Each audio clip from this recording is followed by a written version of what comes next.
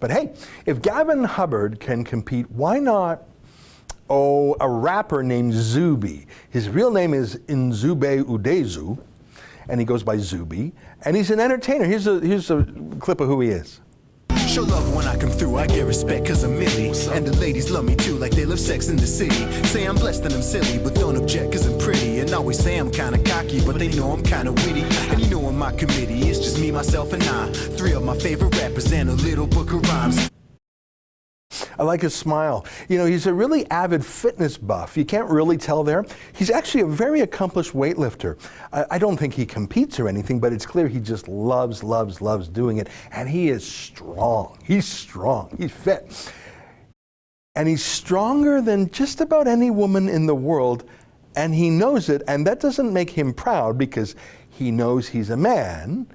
He would perhaps like to be stronger than any man in the world. That's sport. But a man being stronger than any woman in the world for a man is about as much as an achievement as Kramer beating those children in Taekwondo. But here's Zuby saying he is now officially the strongest woman in the United Kingdom because he is identifying as a woman. And what, are you some sort of transphobic bigot or something? I keep hearing, oh, there you go, watch that video. Now hold that on the screen for a second. Let me read it. He tweeted, I keep hearing about how biological men don't have any physical strength advantage over women in 2019. So watch me destroy the British women's deadlift record without trying. P.S. I identified as a woman whilst lifting the weight. Don't be a bigot. And I don't know if you can see, there's a lot of plates on that barbell there. I mean, I think that was about 500 pounds. I don't care how strong you are, if you are a woman, you're not lifting 500 pounds, and Zuby did it.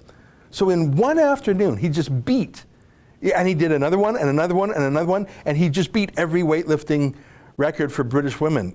For women. Now, it was a gag, of course, because of course he's not a woman, and he's not seriously saying he's a woman, he was making a point.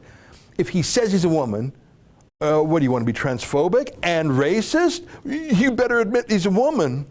Let me read the rest of that BBC story that I started with. Sharon Davies said that's that real female former Olympian who's worried. Here's what she said.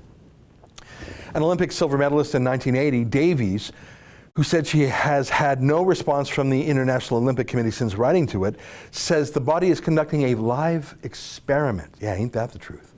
The Briton told BBC Sport, I find it extraordinary that Hubbard winning medals is where we have to go before the IOC open their eyes.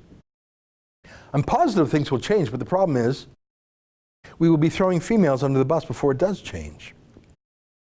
I think she's right, and I mean, it's quirky and it's weird when you have one guy winning and a bunch of sad Samoan women standing around saying, that could have been me, it should have been me. It's funny when you have Zuby making Twitter jokes. He seems like a real card, doesn't he? I like him. But what happens when, not if, but when? It's not one kook named Gavin Hubbard, but it's a bunch of them. 3, 4, 5, 10, 20 guys compete in every women's sports championship. So it's not just Hubbard standing in the gold medal stage and 2 sad women in silver and bronze who should have been gold and silver. It's Hubbard and 2 other guys, or more likely just 3 other guys who are actually really, really strong, like Zuby. And Laurel Hubbard is now just washed up, just like Gavin Hubbard is. My point is anyone going to pay to watch those kinds of Olympics? Would you watch a women's Olympics event if there were male competitors, the best of the best, and then the women's competitors, the best of the worst, by which I mean the best of the guys who couldn't compete against the other guys, so they compete against girls? Would you watch an Olympics where you have the real men going against real men? That's going to be great competition. And then you have the fake men going after any women that are left. There's not going to be any real girls left there. It's going to be the real men and then the men saying they're women.